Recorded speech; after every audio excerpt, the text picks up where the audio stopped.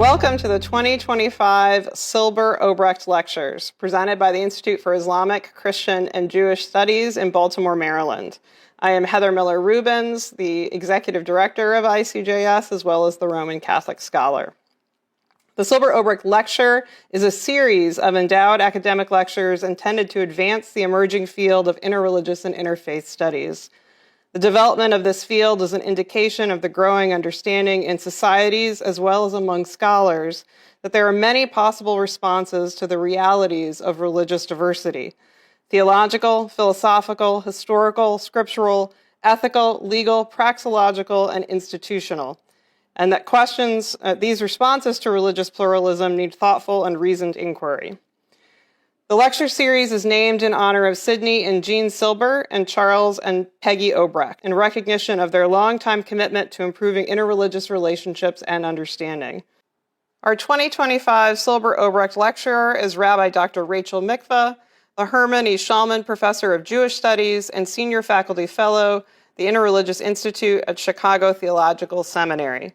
Rabbi Dr. Mikva will offer a lecture entitled, "What Does It Mean to Be Human? Islamic, Christian, and Jewish Perspectives." Her lecture will be divided into two parts, and this video will cover part one. Part two will be covered in a separate video. A response offered by Dr. Yunus Mirza, founding director of the Berzinji Institute for Global Virtual Learning at Shenandoah University, can be found in a third video. All three videos are available on the ICJS website. A volume based on these lectures will be published by Georgetown University Press as part of the Silber-Obrecht Lecture Series.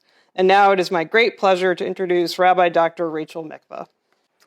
I'm deeply honored to be giving these lectures, and I'm grateful to the Silber and Obrecht families for their commitment to interreligious learning, not just learning about, but learning with people of diverse spiritual life stances. And I want to thank the ICJS staff for their exceptional generosity in their spirit and their time and their wisdom as they accompanied me on this journey. So, what's special about human beings? The psalmist asks this question: what is humanity that you are mindful of them? Wondering, why would God give us power over the immense majesty of creation? Quran describes objections from the angels when God announces that humans will be Khalifa, viceroy on the earth. They are concerned about our propensity for corruption and violence, and they have a point. Judaism, Christianity, and Islam have a lot to say about what it means to be human. Now, you may think that theological anthropology isn't your usual dinner table conversation, but in fact, we talk about it all the time. We're often arguing about it, especially when an idea comes along that challenges our sense of who we are. Often, the culprit has been scientific discovery or technological development. Copernicus and Galileo, they demonstrated that humans aren't the center of the universe, at least not in the way reflected in the structure of the cosmos. The Earth revolves around the sun, and we live in one of countless solar systems in the galaxy. Darwin theorized, and further study has affirmed, that we are the product of evolution, sharing a common ancestor with other primates. Genetics has established that we share at least 98% of our DNA with a chimpanzee, and probably around 50% with a banana. Studies of animals prove that certain species do almost everything we thought was unique to humans. Crows make tools. Dolphins give their children names. Songbirds create distinct cultures. Macaques teach each other based on experience.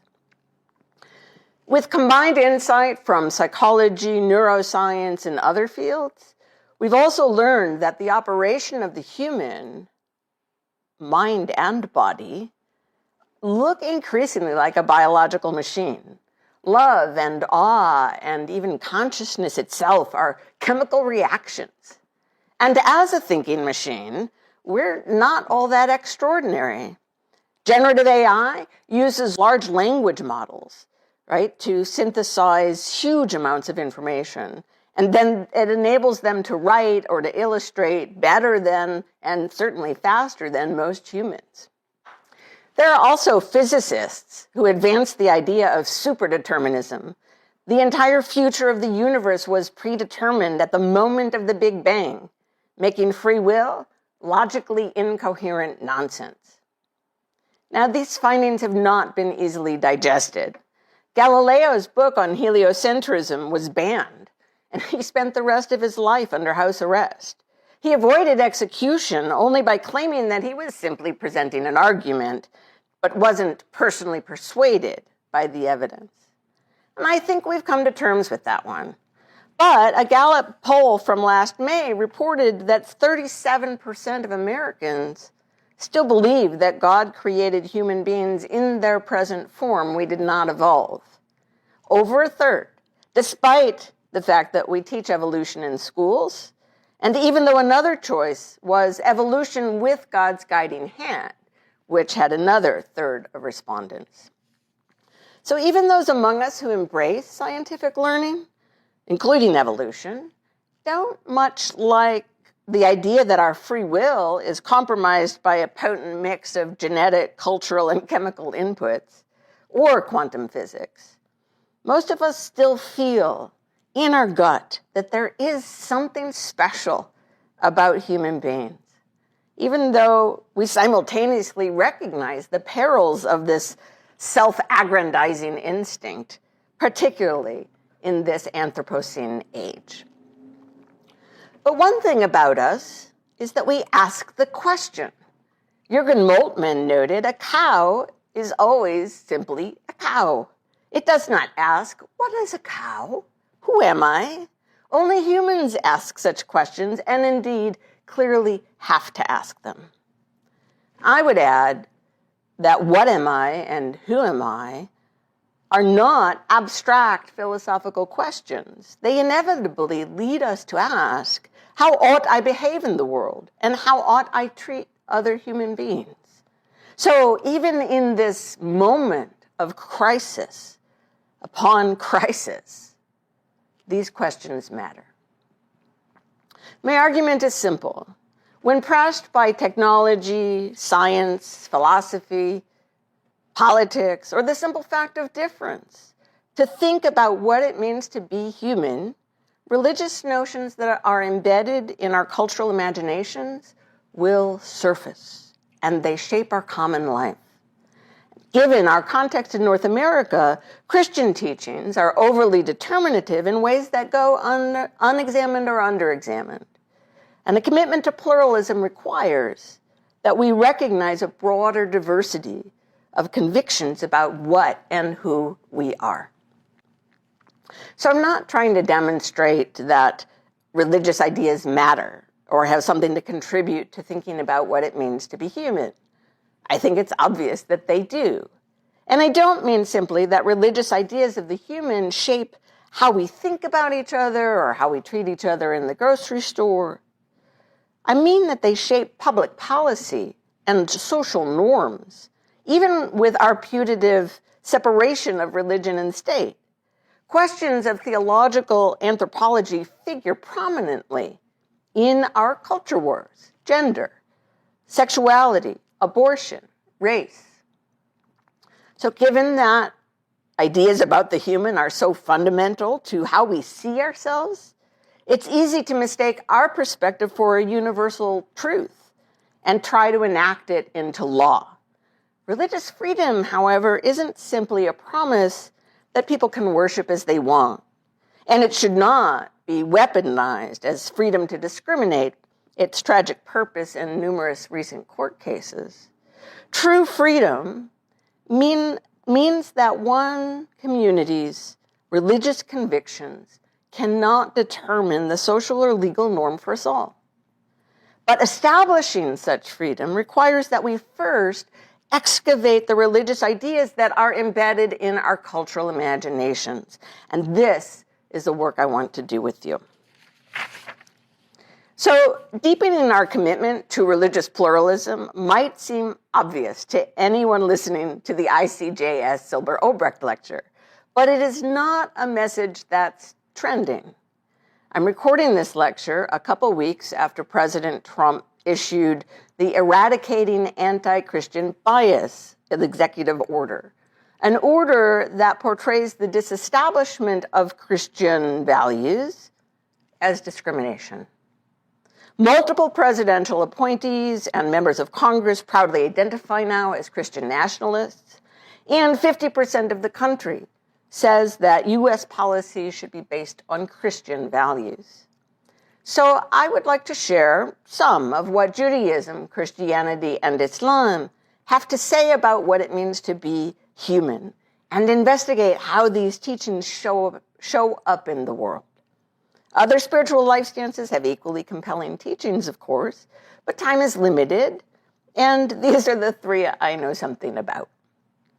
I'll start with scriptural sources and their interpretations for several reasons. First, they're seen by peoples of the book as the basis for much of religious life, providing an extensive record of how particular beliefs and practices were to be understood and embodied. Proper actions have always depended on how we interpret these texts, which is why we argue so vociferously about what they come to teach. A review of scriptural exegesis also reveals broader possibilities of meaning that have been obscured through the sifting of history and processes of normalization. No teaching has always meant what we think it means. Besides, my doctoral training is in exegesis. I'm that person with a hammer who always sees a nail.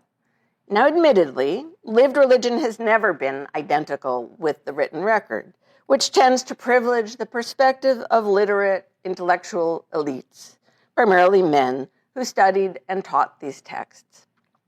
Nevertheless, the sources do represent crucial aspects of Judaism, Christianity, and Islam. So those of us who claim these texts as sacred scripture, we turn them over, and we find everything about us buried within, big questions about our existence. So we'll talk about three of them. Are we good? This is the one we'll discuss today. Are we free? And are we more than dust, more than the flesh and blood that decompose in the earth? Now, bear in mind, though, I'm not a comparative theologian.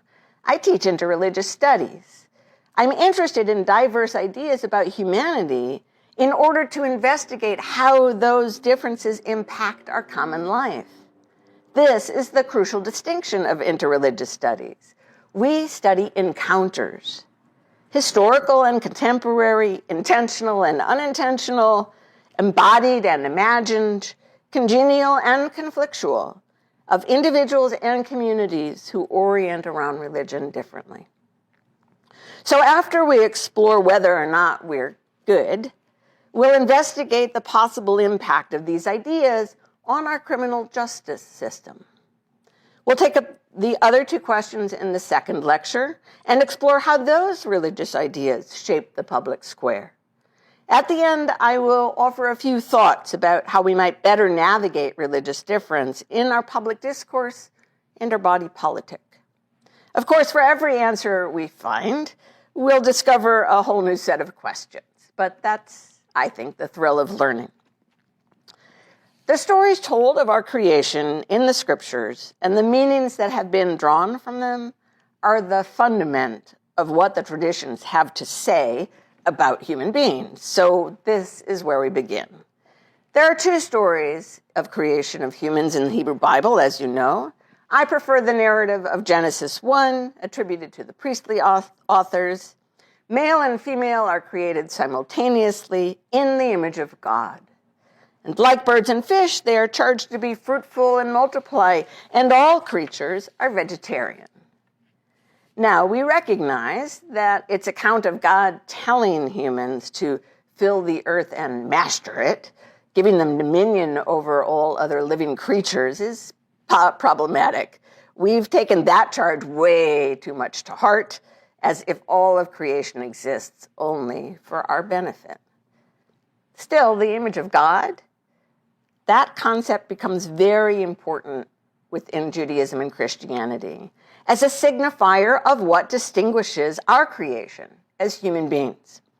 But Genesis doesn't explain what it means.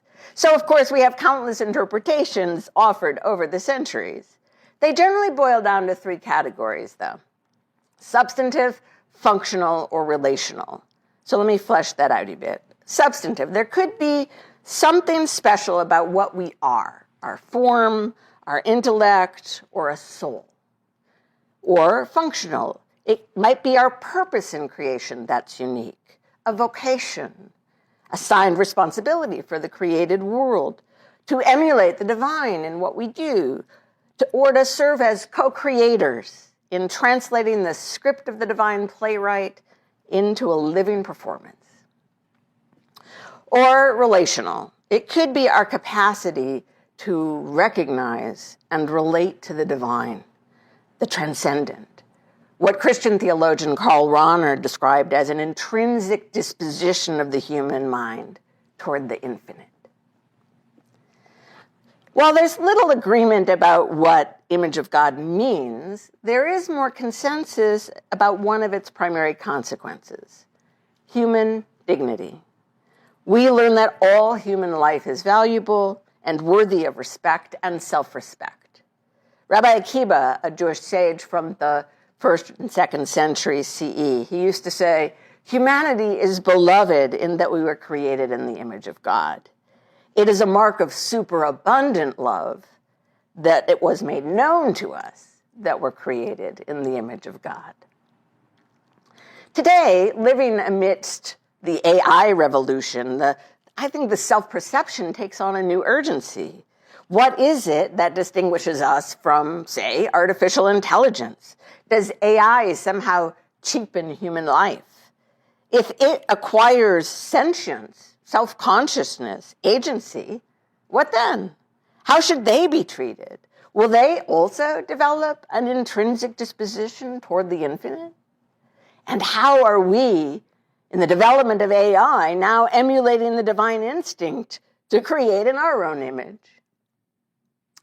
The second story in Genesis, the one commonly identified as a story of Adam and Eve, has also inspired endless amounts of commentary. And it's this tale that has most captured the religious imagination of common folk. We see it in art, in literature, even in politics.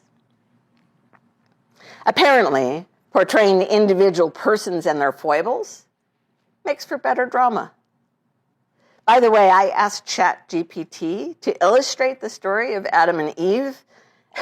You'll note the nice European-looking figures dressed in lovely togas and gowns. I have no idea where it gets that kind of information.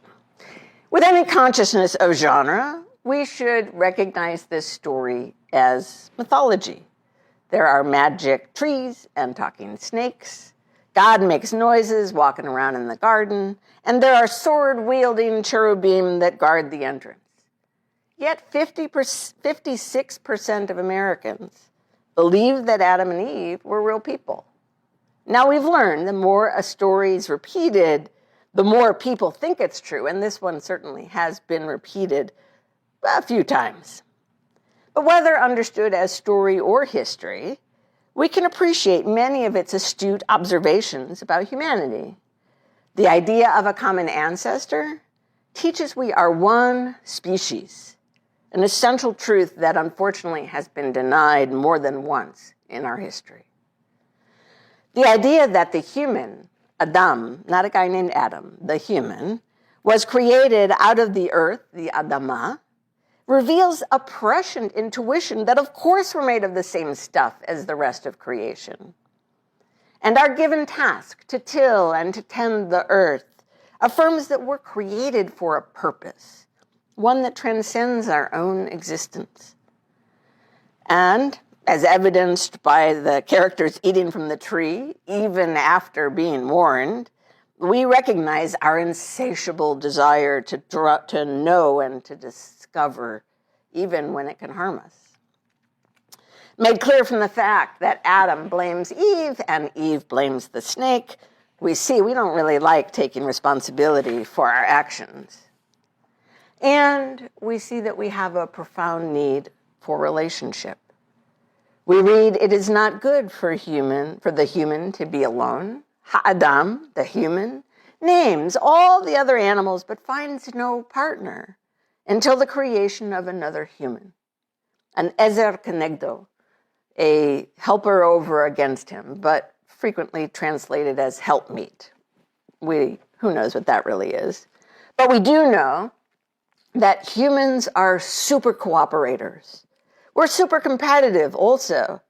But what we've accomplished as a species has been because of our capacity to work together. Quranic accounts of our creation share some details, but not others. And I want to mention two notable differences in the story of the first man and woman eating from the forbidden tree, differences in the portrayal of humanity. First, the text emphasizes that they acted together. It uses a special dual grammatical form to help us see that. And secondly, they repent of their disobedience and plead for God's forgiveness. Now, the former precludes some of the virulent critique of Eve that one finds in biblical exegesis. Women are not more susceptible to sin. The latter establishes the centrality of error and repair in the human experience, and mercy as central to our understanding of the divine. Repentance and forgiveness are significant within Judaism and Christianity as well, but in Quran, they're foundational to our creation. Quran also has passages that discuss the creation of humanity in general. Again, presenting important differences alongside substantial resonance with the biblical teachings. Quran doesn't describe humanity as created in the divine image. It scrupulously avoids suggesting any comparability with God. However, the idea does appear in a hadith, an oral tradition attributed to the Prophet Muhammad. And Quran details how God breathed the divine ruh, the spirit, into our clay form. And this feels very similar to Genesis 2:7, where God blows the breath of life into the Adam. Surah 32 notes that God has created all things in the best possible way, an idea that resonates with the biblical repetition, and God saw that it was good. Manifold aspects of creation are made subservient to humanity. We are identified in Quran as Khalifa, and in the biblical dialectic, as well as Quran, this power entails stewardship and ethical responsibility. Quran also speaks of humanity accepting al-amana, the trust, an obligation of faith and ethics that the heavens and the earth and the mountains apparently had the good sense to decline. Humans accepted it out of ignorance, not recognizing the enormity of this vocation.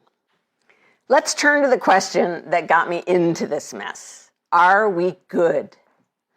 The history of exegesis has harvested diverse answers from the seeds of these stories, carefully gleaned over the centuries by hosts of meaning makers. I was completely fascinated by the different perspectives found within and among the three traditions.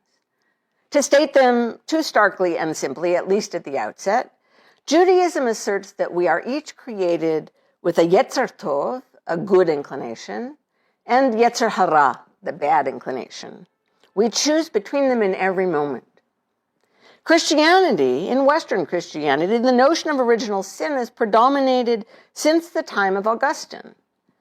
Adam and Eve's disobedience, eating from the tree of knowledge of good and bad, transmitted to humanity for all time a sinful nature. We're not sinners because we commit sins. Rather, we sin because we are born sinners. And Islam teaches a very different notion of our original nature. We are born with fitra, an innate disposition to recognize goodness and the oneness of God.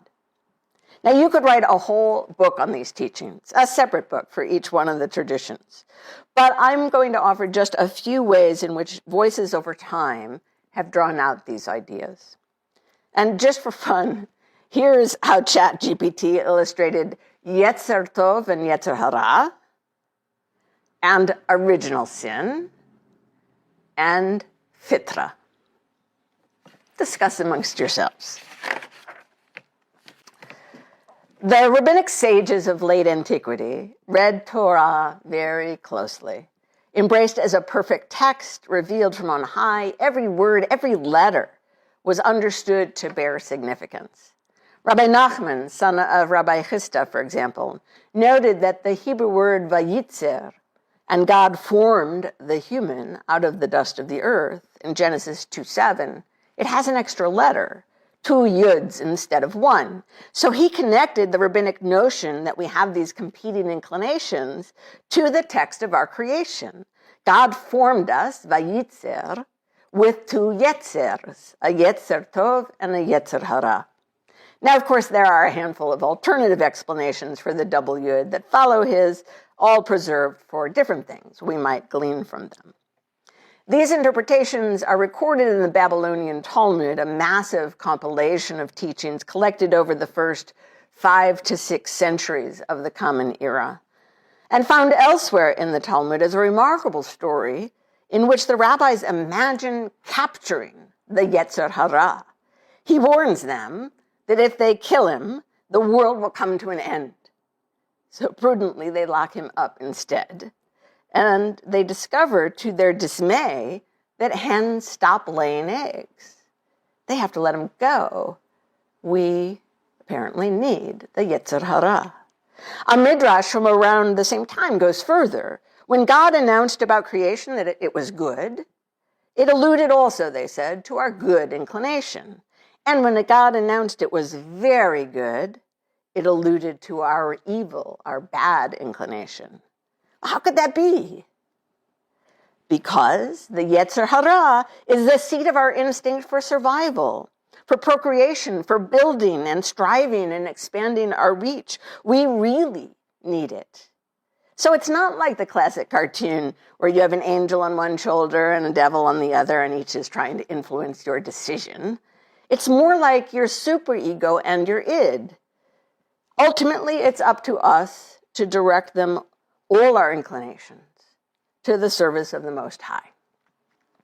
Now, Jewish teachings don't identify the story of Adam and Eve as a fall. They simply made a bad decision.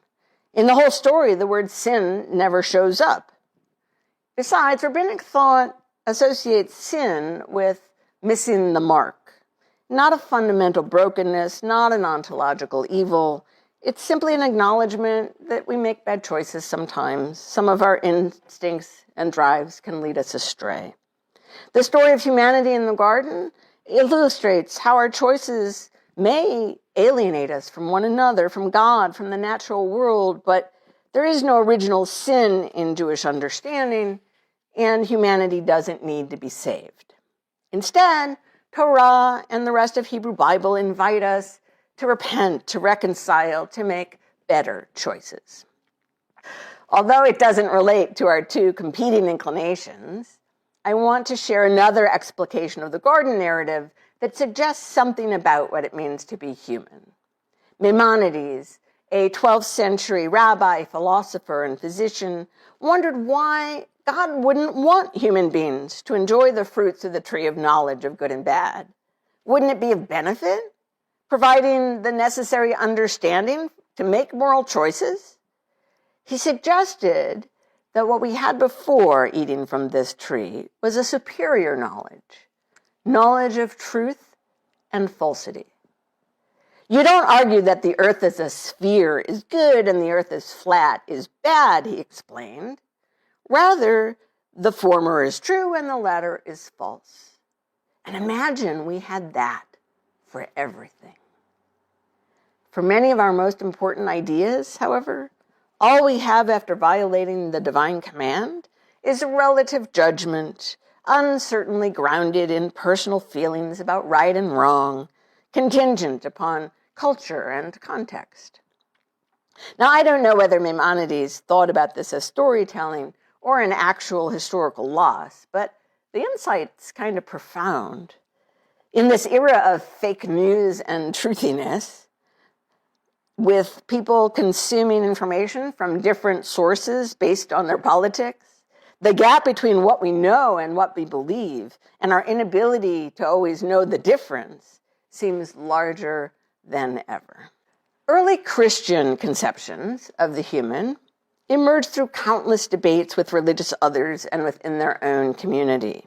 For example, Gnostics claimed that only spiritual dimensions of existence were good, and the material world was created by a lesser divinity who was prone to cruelty and jealousy. If the Creator God is all good and all-powerful, why is there so much suffering and evil in the world? This question of theodicy haunts all three traditions, and Christian ideas of the fall offer one explanation. Human disobedience disrupted the original harmony of creation, a cosmos that was indeed created very good. In spreading the young faith, Christian leaders also sought to explain how it is all of humanity needs God's grace as manifest through Jesus as Christ. Building on the apparently extraneous language of Genesis 1 that we are created in the image and in the likeness of God, 2nd century Bishop Irenaeus argued that likeness is carried in the human spirit, and that's what was lost after the fall. Now born only body and soul, we retain just the divine image. But the spirit can be restored for those who believe in Jesus, who thereby receive divine influence and know divine truth. It was Augustine who effectively propagated the concept of original sin, where rabbinic interpretations viewed the mention of image and likeness. In the list of Adam's descendants, it shows up in Genesis 5. The rabbis thought that transmitted our original nature. Augustine understood it to be of a different order. In The City of God, he wrote, "Man reproduced what man became, not when he was being created, but when he was sinning and being punished." That was the image we reproduced. Now, it wasn't unanimous. Pelagius and those who followed him were among early Christian voices who contested the notion of original sin. They argued for the inviolable character of human freedom even after the fall. Augustine countered, well, we do have free will, but it's as if the scales are weighted against us by sin, and only the grace of God helps us to be good. If people could avoid sin through their own efforts, what need would there be for Christ? Pelagianism was ruled heretical, and original sin was affirmed as orthodox dogma. At the Council of Orange in 529, for example, it was written, "If anyone asserts that Adam's sin affected him alone and not his descendants also, or at least if they declare that it is only the death of the body which is the punishment for sin, and not also that sin, which is the death of the soul, passed through one man to the whole human race, they do injustice to God and contradict the apostle, who says in Romans 5:12, therefore as sin came into the world through one man, and death through sin, and so death spread to all because all have sinned." The passage from Romans continues, identifying Jesus then as the one man whose righteousness leads to justification and life for all. So we see the capacity of human beings to do wrong writ large across the course of human history and embodied in every single person we know. In 1908, G.K. Chesterton quipped, certain new theologians dispute original sin, which is the only part of Christian theology which can really be proved. We apparently are the proof. Yet, for many modern Christians, a rigid understanding of original sin is problematic. If we're born sinners, how can God hold us morally accountable? It's also fatalistic, they argue, promoting political quietism and the status quo. Why work against injustice? and it is itself unjust, a species held eternally responsible for the actions of a long ago ancestor. Danielle Schroyer suggests that we instead speak of original blessing, held steadfastly in relationship with God, no matter what. Kierkegaard, Tillich, Niebuhr, and others have tried to reclaim the doctrine without asserting a primordial act of disobedience by the first humans. It's simply human nature. Now, this approach satisfies concerns about mistaking mythology for history, and it preserves God's moral integrity in that no one is being punished for the sin of our ancestors. Yet it forfeits the conviction that the need for salvation precedes any commission of sin. So Ian McFarland argues that it's better to reclaim the doctrine by recognizing that the fall disordered our desires, no matter how we exercise our will, and only God's salvation can reorient them properly. So we can do good, but we need salvation to be good. Very different than the original goodness of fitra. Islamic thought roots the conception of fitra in Surah 30. Set your face firmly toward the religion as a pure, natural believer, Allah's natural constitution, fitra, according to which he constituted, fatra, humanity. There is no changing Allah's creation. And there's an authenticated hadith that mentions fitra as well. The messenger of God, may God bless him and grant him peace, said, "There's not a child born except upon the fitra. Then his parents make him a Jew, a Christian, or a Zoroastrian. This is just as one animal is brought forth from another unbranded. Have you ever seen an animal born branded until you brand it yourselves?" Now, the hadith has shaped interpretations of the verse in two significant ways. First, it directed the emphasis toward our religious nature, a theological fitra, if you will. Secondly, it suggested that all the named parental influences, Jewish, Christian, Zoroastrian, are leading the child away from the fitra. According to Camilla Adang, the majority of Muslim thinkers came to equate fitra with Islam, and hence to believe that everyone starts their life as a Muslim. The 13th century jurist and Quranic commentator Al-Qurtubi helps to complicate this a bit. He pointed out that Islam, submission, and Iman, faith, those are declared with the tongue, embraced with the heart, performed with the limbs. So the fitra mentioned in the verse can't be Islam in its particular sense. We're not born doing those things. And in the next generation, Ibn Taymiyyah clarified that fitra is the religion of Islam in potentiality. He compared it to a newborn's instinct for its mother's milk. It will suckle if nothing interferes. Similarly, the human fitra is an innate faculty and body of knowledge that, unimpeded by countervailing forces, will actualize knowledge, love, and worship of God.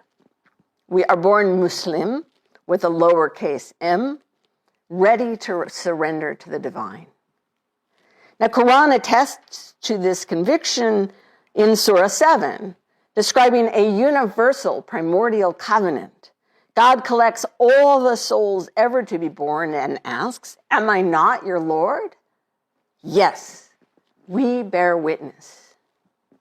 Now, we don't remember this experience, but it's understood to have left an indelible imprint on our souls. Now, some interpreters believe that the fitra also extends to our epistemological and our ethical capacities. Al-Ghazali claimed that the fitra includes a body of knowledge that leads to other knowledge. We are born as learners, a framework of understanding and intellectual curiosity that leads us tirelessly toward truth. Many Islamic scholars grappled with the same quandary that perplexed Maimonides, namely the distinction between relative moral judgments, even if widely held, and knowledge of truth. Ibn Sina and Al-Ghazali ultimately excluded moral judgments from the fitra. We don't know right and wrong on our own, they argued. That's why we need divine revelation. Ibn Taymiyyah, however, understood fitra in more expansive terms, including the moral sphere, with a predisposition to recognize the validity of arguments, to sense the reality of things. Fitra can also undergird ethics. He said, souls are naturally disposed to love justice and its supporters, and to hate injustice and its supporters. This love, which is in the fitra, is what is meant for justice to be good.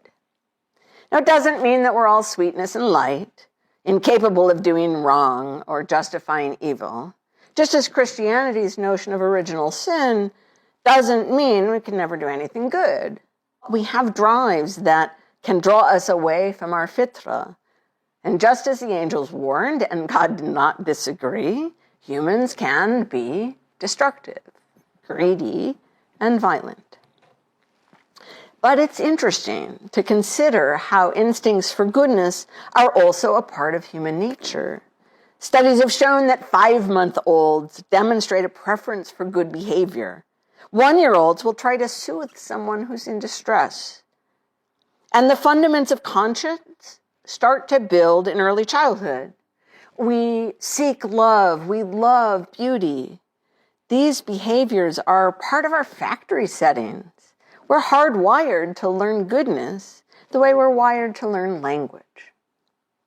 So I've laid out the differences at a very basic level. Of course, the more you examine the multitude of voices over the centuries, the more variance you'll find within and the more similarities you will find between the traditions. But we must turn to the implications for interreligious engagement. How do these concepts show up in our common life? There's a very interesting thesis that emphasis on original sin, particularly within Protestantism, has shaped a spirit of punishment in the United States. Richard Snyder maintains that popular Christian misunderstandings of human nature and divine grace and the outsized influence of Christianity contribute to our plague of mass incarceration and retributive justice. Those who act on their sinful nature are reaping the just deserts of their unredeemed state. Grace and salvation are viewed in individual, non-historical terms, exempting the rest of us from complicity in systems of oppression and injustice that contribute to crime. And by dividing the world into the saved and the damned, we reinforce the divide between us and them that makes it so easy to lock human beings away. Creation grace, the goodness that's embedded in creation and in every human being created in the image of God, gets obscured. Now, trying to craft an argument parallel to Max Weber's The Protestant Ethic and the Spirit of Capitalism, Snyder doesn't claim that the theology of original sin produces the spirit of punishment. Rather, it contributes in substantive ways and provides moral justification, influencing even those who don't believe in or think about Christian conceptions of sin. It's in the air. Snyder distinguishes between 3 primary modes in which the church has historically influenced the larger society: through force, overt ideology, and inspiriting. Even after the disestablishment of religion, Christian hegemony remains in what we routinely call the West. To speak of hegemony, Snyder asserts, is to recognize the holistic nature of the mechanisms of domination, including the unintentional, the indirect, and the covert. Of these less direct mechanisms of control, religious practices have emerged as extremely important, end quote. Now, I agree with his analysis of the ways religion shapes our common life. But the specific conclusions about criminal justice are not totally persuasive. Unfortunately, he oversimplifies Christian perspectives of sin. He doesn't explain why a more religious era before the 1960s drove a century of liberalizing criminal justice reform.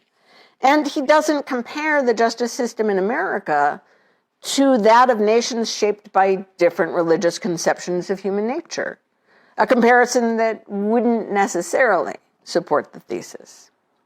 There is another study, a comparison of European and American law by Joshua Kleinfeld, that might. For most of its history, criminal punishment in the United States was milder than punishment in continental Europe, and therefore it was thought more humane. It was connected to a political conviction, a standard tenet of the Enlightenment belief, that said democracy requires penal moderation because rights-bearing citizens won't tolerate abusive treatment.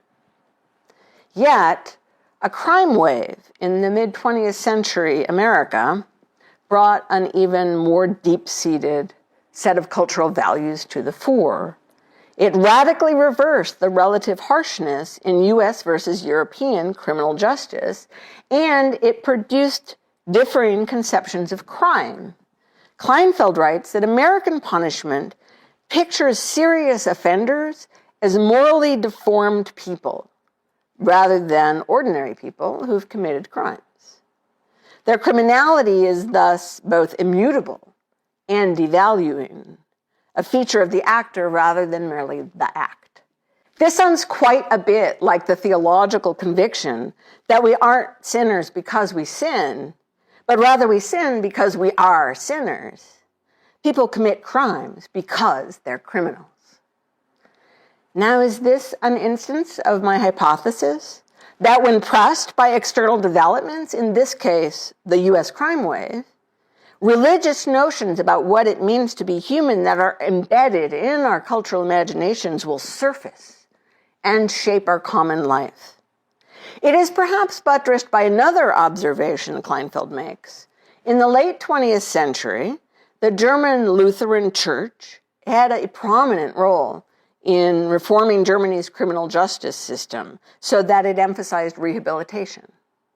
Although in many ways this is at odds with the tradition of German Lutheranism, he speculates that after World War II, Germany most of all needed to believe in the mutability of evil. Now, we should note the distinction between the inspiriting influence of the previous examples and the overt institutional influence of this one. There's another distinction, however, that further complicates our thinking about how religious ideas of the human influence the body politic, because we see how Christian convictions are undergirding two very different directions for criminal justice. It's not that one is misreading the tradition and the other is not, but rather a range of factors shape how we interpret our multivocal, dynamic traditions. So before we move on to our other questions about human nature, let's conclude this first lecture with a brief consideration of what Terence Keel calls mongrel epistemology. We can't identify all the sources of how we come to know or think something, each source itself being an amalgam of influences, and we certainly can't tease them apart. Religious, political, economic convictions, gender, race, age, nationality, social class, life experience, and the historical moment, these all shape our everyday theology. Many scholars, for example, assert that Americans' religious commitments increasingly shape their political ones. We've seen plenty of evidence for this in recent election cycles. Yet there are also studies that demonstrate the causal relationship is often reversed. Partisan identities determine how people engage with religion, what they believe, how they read scripture, what kind of community they might join. What can we say then about how religious ideas of the human affect our common life? When we get to the second question and we talk about body and soul, I think the connections are more evident. I'll argue that religious conceptions of the human have a profound impact on public policy regarding abortion and public attitudes regarding embodiment, particularly sexuality. Still, I can't prove that religion is the prime cause.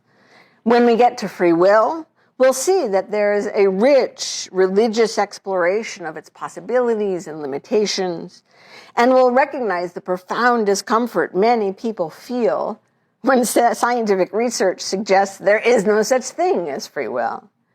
But it's unlikely that religious teachings form the core of our resistance. The very idea that religion is a separable part of our worldview that can objectively be examined is suspect. But religion is in the mix. It always has been. Until our national experiment with separating religion and state, it was never imagined that you could remove particularistic religious values from affairs of state. Now, some political forces are trying to officially reinstate them. I'm hoping most of you share my profound objection to that goal. I'm hoping you share my commitment to pluralism and honoring the diversity of our theological anthropologies. As I stated at the outset, the first step is to excavate the religious ideas that are embedded in our cultural imaginations, ideas that justify laws and social norms impacting our common life. So we will just keep digging.